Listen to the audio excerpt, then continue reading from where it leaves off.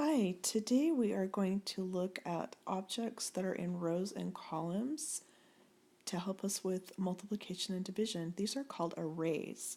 In this array, you see that we have 1, 2, 3 rows and 3 objects in each row.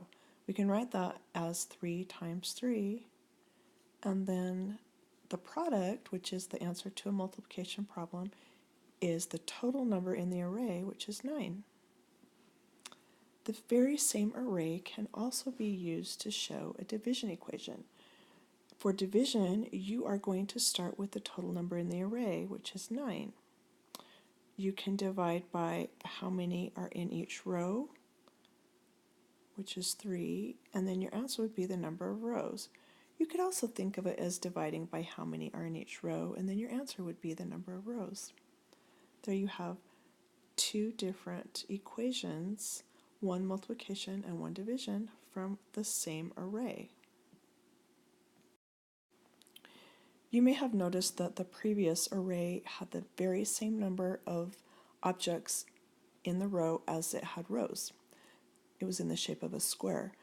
This one, however, is in the shape of a rectangle, and it does not have the same number of rows as it has objects in the row. Let's count the rows. 1, 2, 3, 4.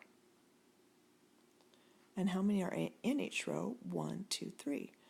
That can be shown as a multiplication problem, 4 times 3, 4 rows of 3.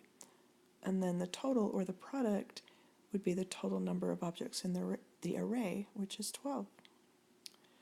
You can also switch the places of the factors and write it like this: 3 times 4. And of course, the answer is the same because the order of the factors does not matter. You'll still get the same product, 12. We can use this very same array to write division equations instead of multiplication equations. For the division equation, we're going to start with the total number of objects in the array, which is 12. And we're going to divide by how many rows you have, which is 4, and your answer would be how many are in each row. It would be 3.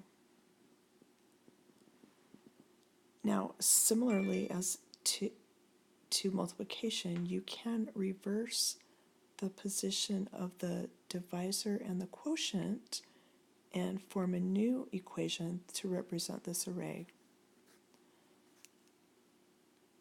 Again, we start with the total number of objects in the array, and we will divide by how many objects are in each row, which is 3, and this time our quotient will be 4. The quotient is the answer to a division problem. To check division, you can use multiplication and go backwards, because multiplication and division are inverse operations or opposite operations. Let's start with the 3 times 4 equals 12. And if that is correct, you can feel confident that your division equation was true. Let's check the second one.